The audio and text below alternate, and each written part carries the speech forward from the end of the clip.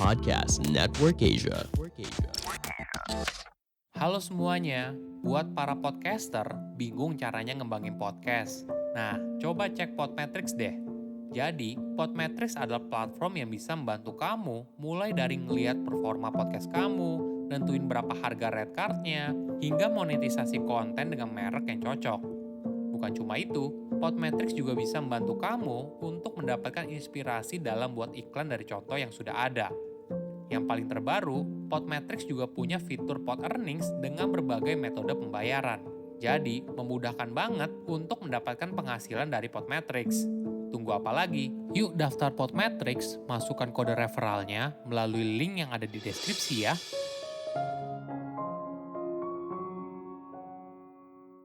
Cancel culture tidak selamanya baik, tapi bisa juga beracun. Halo semuanya, nama saya Michael. Selamat datang di podcast saya, Sikutu Buku. Kali ini saya akan bahas soal fenomena cancel culture yang baru-baru ini dirasakan oleh Kim Sun Ho. Fenomena ini seringkali dialami oleh artis atau figur publik, namun bisa juga dialami oleh orang biasa.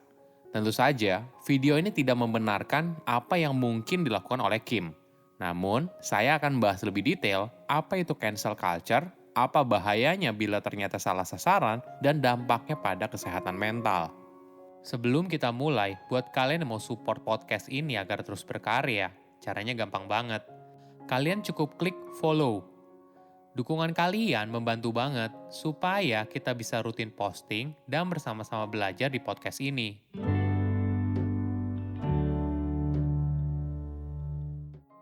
Buat yang belum tahu, Kim Sun Ho sedang tersandung kasus aborsi mantan pacarnya. Kim merupakan artis Korea Selatan yang sedang naik daun berkat aktingnya di drama Korea Hometown Cha-Cha-Cha dan Startup. Skandal ini dinilai berbeda dengan citra yang dibangun oleh Kim sebagai sosok pria yang baik. Seorang perempuan dengan nama samaran A secara anonim mengungkapkan kasus pemaksaan aborsi. Saat itu, A menjalin hubungan dengan Kim sejak awal tahun 2020. Pada bulan Juli 2020, korban mengaku tengah mengandung anak dari Kim. Setelah mengetahui hal tersebut, Kim diduga memaksa A untuk menggugurkan kandungannya. Kim beralasan, dirinya harus membayar ganti rugi sebesar 900 juta won atau setara dengan 10,9 miliar rupiah karena melanggar kontrak dengan agensinya. Namun, setelah melakukan aborsi, A baru tahu kalau Kim berbohong soal denda tersebut. A juga mengaku kalau Kim akan menikahinya, namun ternyata tidak. Informasi tersebut langsung menyebar dan netizen menuntut Kim harus memberikan penjelasan. Hingga akhirnya, Kim mengakui kejadian tersebut dan meminta maaf. Dampak dari kejadian itu sangat mempengaruhi karir Kim. Banyak pemilik merek langsung membatalkan kontrak kerjasama dengan Kim, misalnya Domino Pizza, Canon Korea, Food Bucket, dan sebagainya. Mungkin di sisi lain, kita juga melihat Kim sebagai korban dari ekspektasi harapan yang tidak realistis dari para penggemarnya. Mereka berharap Kim sebagai sosok pria baik yang sempurna. Namun tentunya, Kim merupakan pria biasa yang bisa saja memiliki masa lalu yang buruk. Dalam beberapa tahun terakhir, kita pasti sering melihat fenomena cancel culture. Sebagai informasi, cancel culture adalah sebuah praktik yang sedang populer dengan berusaha mengumpulkan dukungan untuk meng-cancel seorang jika dia telah melakukan atau menyatakan sesuatu yang tidak menyenangkan. Dampaknya, karir seorang bisa hancur atau karyanya diboikot publik. Fenomena ini punya pro dan kontranya sendiri. Bagi banyak orang, proses menuntut pertanggungjawaban dan memboikot seseorang dianggap sebagai alat keadilan sosial untuk menghukum tindakan atau ucapannya. Di zaman dulu, cancel culture dikenal sebagai gerakan boikot, entah boikot sebuah produk tertentu atau karya seseorang. Gerakan ini muncul ketika sebuah keadilan dirasa belum tercipta. Jika dilihat dari sejarahnya, mungkin kata cancel ini dimulai pada saat adegan di film New Jack City tahun 1991. Adegan itu muncul saat seorang pria berkata kepada mantan pacarnya, "Cancel wanita itu, saya akan beli yang lain." Dari situ, terus berkembang dan banyak digunakan oleh pengguna Twitter berkulit hitam untuk menunjukkan ketidaksukaan terhadap perilaku seorang sebagai sebuah kritik ringan. Hingga akhirnya, gerakan cancel culture berkembang menjadi serius dan bisa berpotensi menghancurkan karir atau hidup seseorang. Sosial media punya peran besar dalam cancel culture, karena sebuah rumor bisa berkembang dengan cepat. Kita bisa saja mendapat informasi dari satu sisi dan orang tersebut langsung dihakimi tanpa asas praduga tak bersalah. Sepertinya ada kepuasan tersendiri ketika kita beramai-ramai mempermalukan seseorang atas sepotong video yang tersebar di internet. Walaupun pada akhirnya orang tersebut misalnya terbukti tidak bersalah, namun nasi sudah menjadi bubur.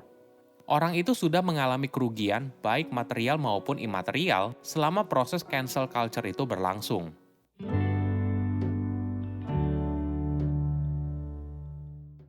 Boleh dibilang, cancel culture sangat efektif untuk melawan tindakan yang dianggap salah, khususnya seksisme dan rasisme. Sebagai contoh, pada tahun 2016, banyak anggota komunitas film memboikot Oscar karena kurangnya keragaman di antara nominasi peraih penghargaan. Dampaknya, Oscar mulai berbenah diri dan menghasilkan perubahan sosial yang nyata. Pada tahun 2019, Oscar mencatat rekor kemenangan terbanyak oleh nominasi kulit hitam. Di era media sosial, seseorang ibaratnya harus berpikir dua kali sebelum berperilaku atau berucap yang bisa menyinggung perasaan orang lain. Cancel culture tidak hanya menyasar public figure, tapi orang biasa pun bisa jadi sasaran ketika seorang merekam kelakuan buruk orang tersebut lalu memviralkannya. Misalnya begini, seorang wanita berkulit putih bernama Amy Cooper menelpon polisi karena dirinya merasa terancam saat seorang pria berkulit hitam memintanya untuk memakaikan tali pada anjingnya sesuai regulasi yang ada di taman. Amy terlihat histeris dan merasa dirinya terancam. Video ini lalu viral dan netizen langsung menghujat Amy karena dianggap rasis. Tidak berhenti sampai di situ, dampak video yang viral itu berlanjut ke dunia nyata. Amy dipaksa harus melepaskan kepemilikan anjingnya, dipecat dari tempat kerjanya, dan dipaksa untuk mengeluarkan permohonan maaf. Ini adalah efek nyata dari cancel culture. Kamu bisa menghancurkan hidup seseorang hanya dari sebuah posting di media sosial. Nah, apa dampak dari cancel culture? Bagi orang yang di-cancel, upaya boykot ini bisa berujung pada bullying. Orang tersebut lalu dihujat habis-habisan dan dikucilkan secara sosial. Kondisi ini bisa membuat seseorang menjadi kesepian. Riset membuktikan, kesepian berhubungan erat dengan tingkat kecemasan yang tinggi, depresi, dan tingkat bunuh diri. Hukuman ini tidak memberikan ruang kepada orang tersebut untuk memahami kesalahannya. Ibaratnya, kita telah merampas kesempatan bagi orang tersebut untuk belajar dan tumbuh dari kesalahan. Sedangkan bagi kebanyakan orang, fenomena ini menciptakan ketakutan.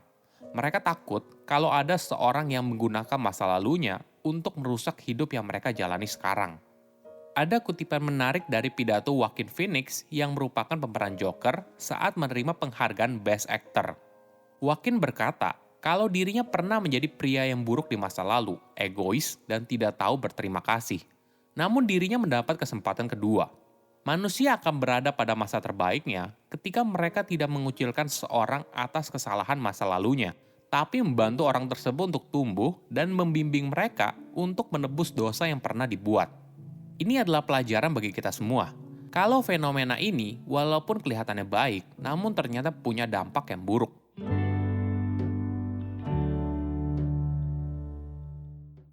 Apa yang bisa kita lakukan? Tentu saja, kita tidak bisa mengontrol perilaku orang lain, tapi kita bisa mengontrol perilaku kita sendiri. Pertama, pikir ulang sebelum posting. Ini adalah saran yang sangat berharga. Ketika kamu sedang kesal atau penuh emosi, jangan posting apapun di media sosial. Ketika ada kejadian buruk atau kamu ingin mengekspresikan apa yang kamu rasakan, jangan buru-buru menulisnya di media sosial. Tahan dirimu dan simpan tulisan itu di dalam draft. Apabila kamu sudah tenang, coba kamu lihat lagi dan baca ulang. Apakah tulisan kamu bisa menyinggung orang lain atau tidak? Apakah tulisan kamu bisa mengundang perdebatan sosial atau tidak? Apa respon orang setelah membaca postinganmu? Pertanyaan ini penting ditanyakan sebelum kamu posting apapun di media sosial. Ingat, apapun yang kamu posting di internet, jejak digital tidak akan hilang. Kedua, kurangi waktu online. Yuk, mulai kurangi waktu di media sosial atau berselancar di internet. Kamu tidak perlu harus tahu gosip atau berita terbaru. Faktanya, mengurangi waktu di media sosial ternyata mampu meningkatkan kesehatan mental seseorang. Ketiga, bicara dengan orang terdekat. Ketika kamu menjadi sasaran cancel culture, mungkin seakan-akan semua orang membencimu dan kamu ibaratnya seorang diri. Dukungan orang terdekat bisa sangat berguna dalam menghadapi masa-masa yang sulit. Cancel culture menuntut seseorang untuk bertanggung jawab atas perbuatannya. Namun di sisi lain, fenomena ini merampas hak seseorang untuk belajar dari kesalahannya. Saya undur diri, jangan lupa follow podcast Sikutu Buku. Bye-bye. Pandangan dan opini yang disampaikan oleh kreator podcast, host, dan tamu tidak mencerminkan kebijakan resmi dan bagian dari podcast Network Asia. Setiap konten yang disampaikan mereka di dalam podcast adalah opini mereka sendiri dan tidak bermaksud untuk merugikan agama, grup etnik, perkumpulan, organisasi, perusahaan, perorangan, atau siapapun dan apapun.